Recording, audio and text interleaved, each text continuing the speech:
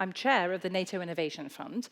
The NATO Innovation Fund is a private venture fund that the NATO Secretary General set up because he wanted an organization to really drive and catalyze early stage investment in defense, security, and resilience across Europe.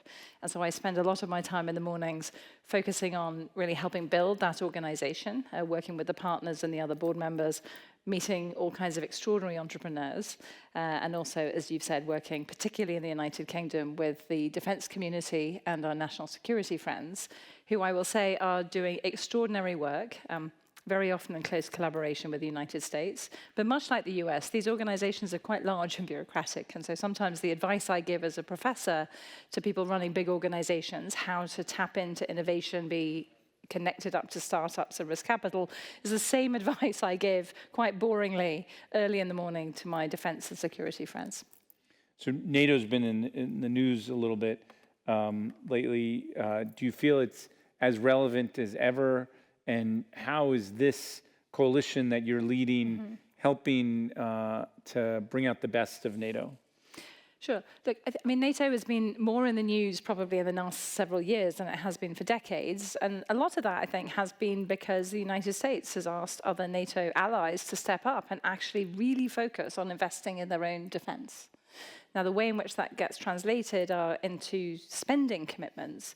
But the thing that is really important is that spending is about what you do kind of at the end, or it's a commitment you make early, and you're creating a market. And what we really need is defense investment. We need to invest in defense and security and long-term resilience of our economies. And with NATO kind of trying to put out, in a way, a market signal to say, this matters, here are our capability needs, and this is what our nations need to do. I think having that shared demand signal is really important. The other thing that NATO has, I always imagine this as a gigantic spreadsheet where you have sort of countries of the rows and various kinds of capabilities under different sort of combat scenarios as the columns. We're really asking European nations to sort of fill in the blanks, which they haven't done as much as they need to. So I think that conversation is incredibly important. It has been spurred in a quite controversial way sometimes by the United States president, but I think that ability to sit around the table with a rather unusual collection of allies is more important than ever. So how long has this innovation fund been going? So it was sort of imagined in about 2020. So, before the war in Ukraine, before the sort of conflicts that we're seeing around the world, with Israel and the Middle East and Iran, et cetera, but also Ukraine. Really before defense tech sort of became a category, we started investing 2 years ago.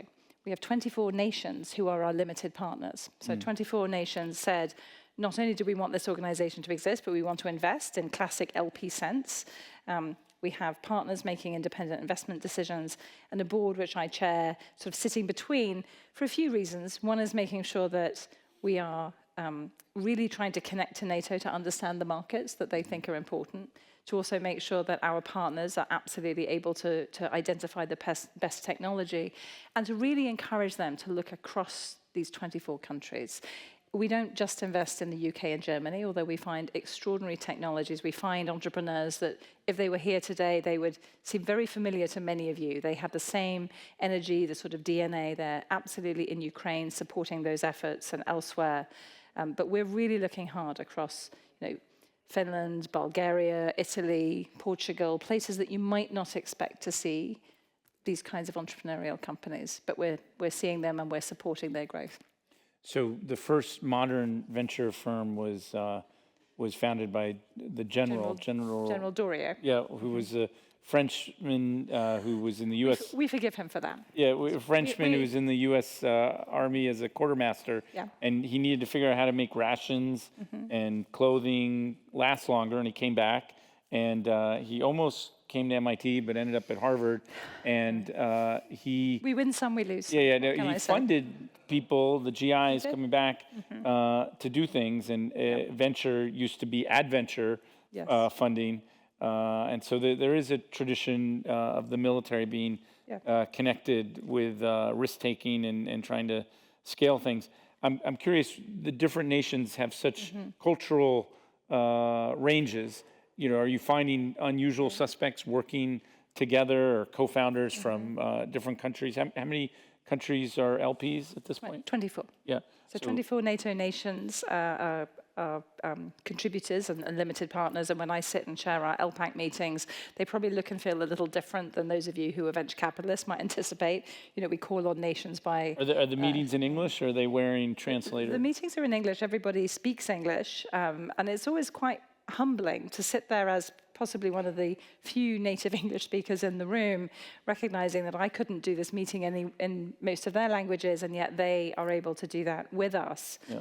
And it brings us all together, I think, to sit around the table and really ask, what are we invested in? What are the extraordinary companies in the portfolio? So you're not on Fund 2 yet? We're on Sub-Fund 1, so we're 2 years in. It's and €1 billion. What's the size? Billion euros. So we have €1 billion. Wow. Which is more than $1 billion at the moment. Yeah. No, less, sorry.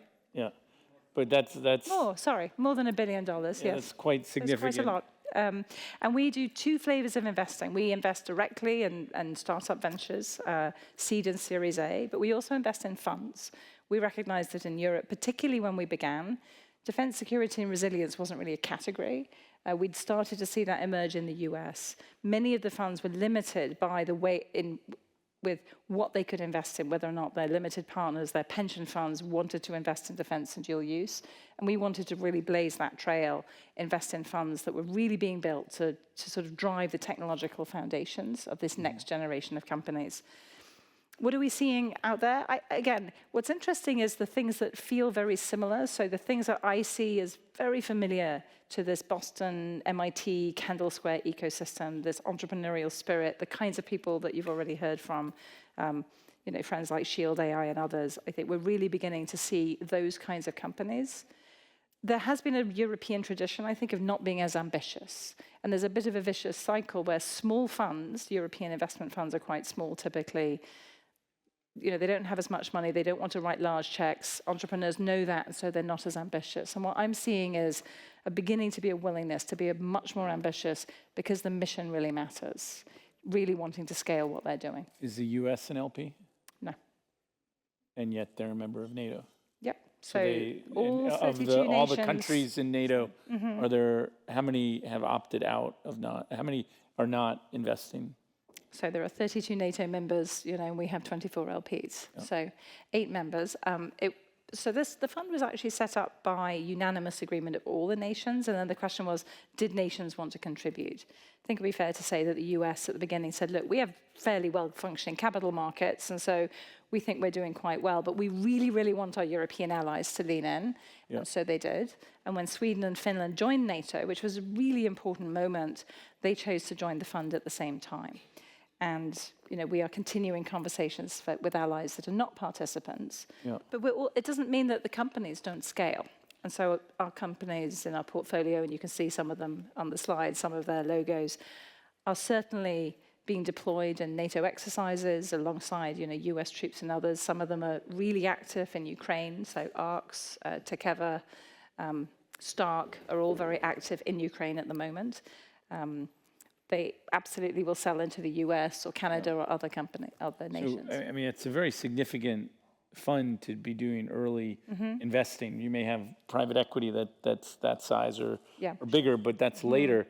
You can change the vector of Europe as a result. And you know, I've heard people talk about Europe as not having as many entrepreneurs and not having you know, I know a major consulting firm that said to me, oh, it's an economic wasteland in some ways.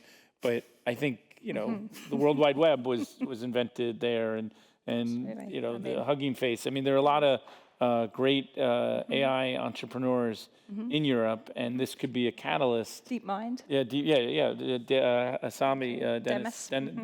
Hassabis, that there is the talent, you know, going back to Newton and, you know, Leonardo. There's massive amount of talent. The question is twofold. There's one, do the entrepreneurs, are they encouraged to have ambition? Yep. And I think we're really... And you could play an incredible role in that. We're trying to play a role in that. We're seeing other defense companies like Helsing, who were around, you know, before we were founded and invested in by people like Daniel Ek, who had been really successful in Spotify and other companies.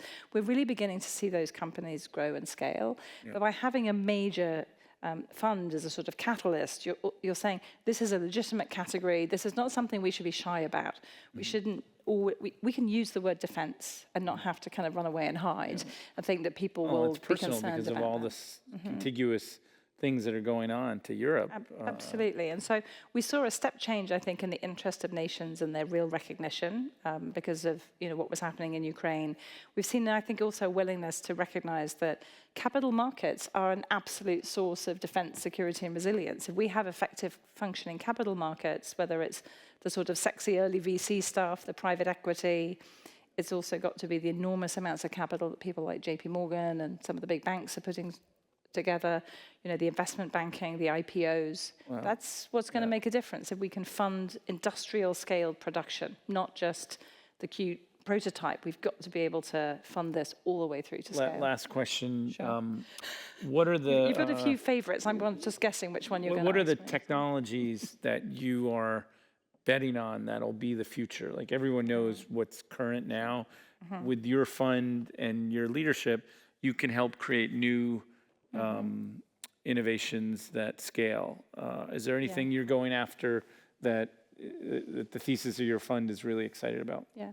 I mean, we are really taking seriously the whole fundamentals of energy resilience. And I think when people think about that, some people think about that as sort of fusion and small modular reactors, so sort of more classic nuclear. Dennis White here. Yep, at MIT, Dennis and all of that. But we're also thinking about energy on the battlefield, and we saw that with our friends and the gift that they so generously made to Ukraine. I think absolutely across that spectrum, we need to be able to find new kinds of energy sources for every single context, whether it's batteries that operate under Arctic conditions so that we can protect the high north, which is, I think, a frontier that we really hadn't thought about.